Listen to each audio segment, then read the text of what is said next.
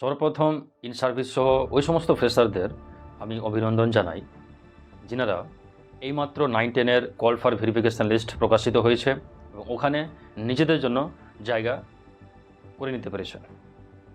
এবং তাদের সকলের জন্য আমার একটা উপদেশ যে আগামী পদক্ষেপের জন্য এক কঠিনভাবে প্রস্তুতি নেওয়া। তবে এই লিস্ট যাচাই করার সময় আমার কাছে কিছু প্রশ্ন থেকে যায়। প্রথমে আমি যেটা দেখতে পেলাম, বিশেষ করে আমি ইংলিশ সাবজেক্টের বিষয় নিয়ে বলছি, যে এখানে আমাদের জেনারেলদের সিট ছিল 875টা, যেটা 1.6 রেশিও হিসাবে যদি ডাকা হতো তাহলে 1400 সামথিং আসতো। ওই জায়গাতে ডাকা হয়েছে 1531 জনকে। তার রেশিও মেনটেন হয়নি, আর না হওয়ার কারণ হচ্ছে একই নম্বর যদি একাধিক ক্যান্ডিডেট পান তাহলে এটা অধিকার জমে যায় যে তারা সকলেই ইন্টারভিউর জন্য আসতে পারবে। তারপরে ক্যাটাগরি হিসাবে দেখতে যাই যে জেনারেলে ফিমেলদের মধ্যে সিট সংখ্যা ছিল 334টা, ওখানে ডাকা হয়েছে 691 জনকে। তারপরে ক্যাটাগরি বিশেষ তো কিছু আছে, কিন্তু সমস্ত ক্যাটাগরি আমার জানা নেই। শুধুমাত্র ওবিসিটা আমি উল্লেখ করে বলছি যে ওবিসি বি ক্যাটাগরির মধ্যে মেল এবং ফিমেলের ভ্যাকেন্সি রয়েছে 144টা, আর শুধুমাত্র ফিমেলদের ভ্যাকেন্সি রয়েছে 54টা। এবার মেন বিষয় হচ্ছে রেশিও সঠিকভাবে মেনটেন না হওয়ার জন্য এবার আসল প্রশ্ন হচ্ছে যে 1531 জনকে ডাকা হয়েছে, এখানে ফ্রেশার্সদের সংখ্যা মাত্র 49টা, আর সিট সংখ্যা কত আছে? 875টা। যদি 875 যদি বাদ দিয়ে দিই, এখানে পড়ে থাকছে 656। আর ফিমেলদের মধ্যে যদি ধরতে যাই 334টা সিট, ডাকা হয়েছে 691, একে যদি বাদ দিয়ে দিই তাহলে মোট চাকরি পাচ্ছে 334 জন, তাহলে পড়ে থাকছে কত? 357 জন। আচ্ছা, ফিমেলদের মধ্যে বেশ সংখ্যায় ফ্রেশার্সরা রয়েছে। এবার বিষয়টা হচ্ছে যারা বাদ যাবে, যারা একেবারেই চাকরি পাবে না, তো জেনারেলদের মধ্যে পাচ্ছে কতজন? এই 656 এবং 357কে যদি যোগ করা যায় টোটাল সংখ্যা দাঁড়াচ্ছে 1013 জন। এই 1013 জনের মধ্যে আমি ধরলাম যে 49 জন ফ্রেশারই বাদ চলে গেছে, 49 জন ফ্রেশার আছে, আর গুটি কয়েকটা ফিমেলদের মধ্যে জেনারেল ক্যান্ডিডেট ফ্রেশার রয়েছে। এবার এই 1013 জনের মধ্যে বাকি সবাই ইন সার্ভিস। এবার এরা যেখানে চাকরি পেল না, তাহলে এরা আবার নিজের ক্যাটাগরিতে ফিরে আসবে, এটাই নিয়ম। ক্যাটাগরিতে ফিরে আসার যে নিয়মটা রয়েছে, যদি কোনো ক্যান্ডিডেট প্রাথমিক পর্যায়ে জেনারেল কাট অফ যদি ক্লিয়ার করে নেয় তাহলে ও জেনারেলভাবেই সিলেক্ট হবে ইন্টারভিউর জন্য। এবার কোনো কারণবশত যদি 2-1 নম্বর কমে যায় ইন্টারভিউয়ের পরে, তাহলে কিন্তু যদি নিজের ক্যাটাগরিতে ফিরে এসে যদি ও কাট অফ ক্লিয়ার করতে পারে তাহলে অটোমেটিকলি ও নিজের ক্যাটাগরিতে স্থান পাবে, যেটা আগে থেকে যারা ক্যাটাগরি হিসাবে ইন্টারভিউ দিতে গিয়েছিল তারা কিন্তু জেনারেল ক্যাটাগরিতে আসতে পাবে না। মানে সুবিধা একবারই পাবে, ডবল সুবিধা পাবে না। এই জন্য অনেক সময় কি হয়ে যায় যে আমাদের ক্যাটাগরিতে জেনারেল থেকেও বেশি কাট অফ চলে আসে।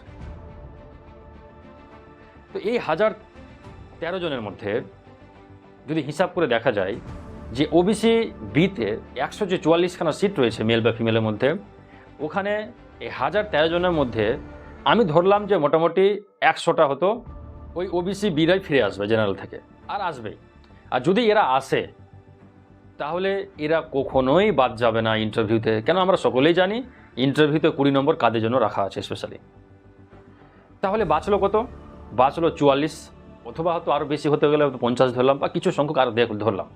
ফ্রেশাররা যে একেবারেই চান্স পাবে না তা নয়, এই প্যানেলে ফ্রেশাররা চান্স পাবে। তবে আমার প্রশ্ন হচ্ছে যে ফ্রেশার্সরা কত নম্বর গেইন করেছে ওরা, আর ওরা কোন পর্যায়ে গিয়ে দাঁড়াচ্ছে। ওরা ফ্রেশার্সরা 98% মার্কস নিয়ে এসে, 99% মার্কস নিয়ে এসে, এমনকি 100% মার্কস নিয়ে এসে ওরা স্থান কোথায় পাচ্ছে? 144টা যদি সিট থাকে, 100টা বাদ দিলাম, ওরা 144 অথবা 140 অথবা 100 এর পর থেকে ওদের হয়তো নম্বর আসছে। আমি ফাইনালের কথা বলছি। সাপোজ আমি বলছি যে আপনার কি এইটুকুই পাও না যে আপনি 100% মার্কস নিয়ে আসলেন, আপনি 98% মার্কস নিয়ে আসলেন, আর আপনার পাওনা কোথায় পাওনা? এমনিতে এক ক্যাটাগরিতে, আর দ্বিতীয়ত ক্যাটাগরি সব থেকে লাস্টের পর্যায়ে। আর সব থেকে লাস্টের পর্যায়ে যখন আপনি সিলেক্ট হবেন, তার পরবর্তী পদক্ষেপ কী হবে জানেন? কাউন্সেলিংয়ে আপনি প্রথম দিকে জায়গা পাবেন না, নিজের পছন্দ মতো জায়গা পাবেন না, সেই দূর দূরান্ত কোনো একটা অঞ্চলে পাবেন। আর ওখানে পরিবার পরিজন ছেড়ে একটা বিশাল একটা হিউজ একটা প্রবলেমেটিক এরিয়া ক্রিয়েট হতে পারে। তবে এটা কার জন্য হতে পারত? ক্যাটাগরিটা কার জন্য ছিল? পিছিয়ে পড়ার জন্য। কিন্তু এখানে আমরা কি দেখতে পাচ্ছি যে ক্যাটাগরিটা 98% মার্কস নিয়ে আসার ছেলের জন্য ক্যাটাগরি হয়ে যাচ্ছে। কেন? এখানে কোনো কোশ্চেন জাগে না আপনাদের? আপনারা কি এটাতেই খুশি? আপনারা এত সুন্দর মার্কস নিয়ে আসলেন, 100% মার্কস, 98% মার্কস, এত মার্কস নিয়ে আসলেন, আর সরকার আপনাদের জায়গা কোথায় দিচ্ছে? এক ক্যাটাগরি, আর দ্বিতীয়ত সব থেকে শেষের দিকে। আর আপনাদের জীবনের একটা যে অফার করা হচ্ছে জীবনযাপনের জন্য, সেটা কোন দিকে? একদম দূর থেকে দূরান অঞ্চল, যেটা হয়তো এক প্রান্ত থেকে অন্য প্রান্ত আপনাকে যেতে হতে পারে। তাহলে আপনি নিশ্চয়ই আপনার মেধার কোনো সুবিধা পাচ্ছেন না। আর সব থেকে দুঃখের ব্যাপারটা হচ্ছে যে এই জিনিসটা মনে হচ্ছে আপনারা উপলব্ধি করতে পারছেন। আপনি এটুকুকে দিয়ে খুশি? আরে বাবা, আপনি 98% মার্কস নিয়ে এসেছেন, আপনার রেজাল্ট জেনারেলে প্রথম দিকে র্যাঙ্কে থাকার কথা, ওই জায়গাতে ক্যাটাগরিতে থাকছে, আবার ফের শেষের দিকে। তো এইটুকু অধিকার পেয়ে আপনি খুশি হয়ে গেলেন? আপনার কি আপনার জীবনের মেধার এইটুকু পাওনা? এই জিনিসটা, এই পরিপ্রেক্ষিতে না আমার একটা গল্পের কথা মনে পড়ছে, একটা ফিকশনাল স্টোরি আর কি, related to Joseph Stalin or Hitler, যে কোনো একজন হতে পারে। যে ওরা যখন রাজত্ব করছিল নৃশংসভাবে, তৎকালীন তাদের মধ্যে কেউ একজন হয়তো, যাক গল্পটা ফিকশনাল আছে, তো পার্লামেন্টে ঢুকলো একটা মুরগি নিয়ে, এবং পার্লামেন্টারে ঢুকে সবাইকে দেখিয়ে মুরগিটার পালককে এক এক করে ছিঁড়তে লাগলো। আর পালক এক এক করে ততক্ষণ ছিঁড়লো যতক্ষণ পর্যন্ত পূর্ণ পালকটা ছেঁড়া হয়। কত যন্ত্রণা হতে পারে একটা মুরগিকে। ওই যন্ত্রণায় কাতর মুরগিটাকে টেবিলের উপরে রাখা হলো। মুরগি থরথর করে কাঁপছে। তার কিছুক্ষণ পরে তার সামনে এক মুঠো শস্যের দানা দিয়ে দেওয়া হলো। দেখা গেল মুরগিটা আগের বিগত সব বেদনা ভুলে ওই এক মুঠো শস্য কুটুর কুটুর করে খেতে লাগলো। আমার মনে হচ্ছে যে ফ্রেশার ভাইদের সঙ্গে এরকম করা হলো না তো, যে ওদের আসল মেধার চামড়াটাকে ছিলে সামান্য ক্যাটাগরির সিলেকশনের একটা লোভ দেখিয়ে একটা ওই শস্য দানা মতো দিয়ে দেওয়া হলো না তো। ফ্রেশার ভাইদের জীবন তাদের মেধা অনুযায়ী কোথায় হতে পারত আর কোথায় গিয়ে দাঁড়াচ্ছে, এই পার্থক্যটা কি ফ্রেশার ভাইরা একদমও বুঝতে পারছে না? তারা আজকে নিজের অধিকার আদায়ের লড়াই করবে না তো কখন করবে? এই এক দুর্নীতি পরায়ণ সরকার এক শ্রেণীকে কিভাবে সুযোগ সুবিধা দেওয়া হচ্ছে, একদম সেই ফ্রান্সের কাহিনী মতো, রাইট উইংসের মতো। আমাদের ফ্রান্সের রাজা যেমন রাইট উইংসকে যেভাবে সুযোগ সুবিধা দিত, ঠিক ওইরকমই। আগে 10 নম্বর, ইন্টারভিউতে 20 নম্বর, সব ওর জন্য রেডি। কাউন্সিলিংয়ে ওরাও আগে স্কুল পাক, ওদের পছন্দ মতো স্কুল জোগাড় হয়ে যাক, বাড়ির আশেপাশে জোগাড় হয়ে যাক, আর পরে বাঁচলো রুক্ষ শুষ্ক ফালতু, সেটা এইটুকুর জন্য। আর ফ্রেশার জন আছে বা পাবে কজন? আমি তো মনে করি 30 থেকে 40টাও তো প্রত্যেকটা সাবজেক্ট ওয়াইজ পাবে, তারও থেকে কম। তা আমি ফ্রেশার ভাইদের উদ্দেশ্যে এইটুকু বলতে চাই যে ভাই, আপনাদের যা মেধা, আপনাদের যা সম্মান, এর দাম কিন্তু এই সরকার এখনও দেয়নি। আমার মনে হচ্ছে ওই সামান্য ওই শস্যদান আপনাদেরকে দেখিয়ে কোথাও না কোথাও বড় মাপের আপনাদের অধিকারটাকে ক্ষুণ্ণ করে রেখেছে। আমি চাইছি আপনি আমাদের সঙ্গে আসুন, আমাদের আন্দোলনে সহযোগিতা হন, এবং আপনি আপনার অধিকারের লড়াইটা আপনি ছিনিয়ে নেন। লড়াইয়ের মাধ্যমে আপনার অধিকারটা আপনি ছিনিয়ে নেন। আজকে যদি আপনি নিজের অধিকারটা না ছিনিয়ে আনতে পারেন, তাহলে কিন্তু পরবর্তী যে জীবন আপনাকে ভুগতে হবে, সেটা কিন্তু এটা বলতে পারবেন না যে আমাকে কেউ সচেতন করেনি। তারপর আর যে বাকি ভাই বোনরা রয়েছেন ফ্রেশার্স, যারা জাস্ট খালি 1 মার্ক অথবা 2 মার্কের জন্য স্লিপ আউট করে গেছেন লিস্ট থেকে, আপনার একেবারেই চিন্তা করিয়েন না। এখানে 10 নম্বর যদি বাদ হয়ে যায়, একবারও ভেবে দেখেছেন যে আপনার কেবলমাত্র সিলেকশন হবে না, আপনি র্যাঙ্কে দাঁড়াবেন। জেনারেল কাট অফ কত গেছে? 70। তো আপনি কিছুদিন অপেক্ষা করেন, আমাদের উপরে ভরসা রাখেন, আমাদের আন্দোলনে সহযোগিতা হন, আমাদের উকিলের উপরে ভরসা রাখেন, ওটা 10 বাদ যাবে আর কাট অফ দাঁড়াবে 60। ভাবতে পারছেন? মানে রিটেনে 50 পেলে যথেষ্ট। আর কোশ্চিন মোটেও সহজ হয়নি, আর কোশ্চিন যতই সহজ হোক, পরীক্ষা হলে কোশ্চিনের অ্যান্সার অ্যাটেন্ড করাটার একটা আলাদা পরিবেশ থাকে। যারা 50 পেয়েছেন তারা যথেষ্ট যোগ্য ব্যক্তি, যোগ্য স্টুডেন্ট আমি মনে করি। ওবিসি অথবা বিভিন্ন ক্যাটাগরি 10 নম্বর যেটা এসেছে ওখান থেকে আপনি সব 10 বাদ দিন, দিয়ে ভাবুন তো আপনার কত নম্বর এসে দাঁড়াচ্ছে। দেখবেন আপনার শুধুমাত্র সিলেকশন হয়নি, আপনি আপনার ক্যাটাগরিতেও র্যাঙ্ক করেছেন। তাহলে আপনাকে এই আপনার অধিকার থেকে বঞ্চিত করছে কে? ওদের বিরুদ্ধে কি আপনি একটু আওয়াজ তুলবেন না? আওয়াজ তোলার সঠিক সময় তাহলে কখন সঠিক সময়? আমরা যে এতদিন ধরে আন্দোলন করে আসছি সেটা কেবলমাত্র আপনার এবং আপনাদের অধিকার রক্ষার জন্য। আপনারা অবশ্যই আমাদের আন্দোলনে সামিল হন। তারপর এখানে কিছু আর একটা দিক ফুটে উঠেছে, যেখানে দেখা গেল যে সরকার ভ্যাকেন্সিটা বের করেছিল সেই 35,726 ভ্যাকেন্সিটা অ্যাকচুয়ালি কী ভ্যাকেন্সি, কোন ধরনের ভ্যাকেন্সি? এটা কি 2016-র অ্যাটাচ ভ্যাকেন্সি নাকি ফ্রেশ রিক্রুটমেন্টের জন্য?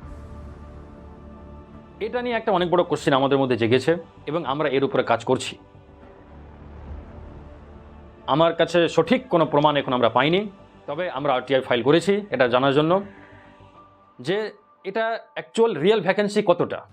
2016-কে অ্যাটাচ করে নিয়ে এসেছে নাকি সরকার চালাকি করে সেকেন্ড এসএলএসটি নাম দিয়ে একটা নতুন ভ্যাকেন্সি নিয়ে আসা হলো 2016-র পর থেকে 2025-এর মধ্যে, আর ওখানে আবার 2016-কে আবার ইনক্লুড করে দিল, আর 2016 যেটা 31শে ডিসেম্বর পর থেকে যেটা ইনভ্যালিড হবে ওটা ধরেন যেটা ভ্যাকেন্সি থেকেই গেল ওটা হয়তো থার্ড এসএলএসটির সময় তো অ্যাড হবে। এরকম তো চলবে না।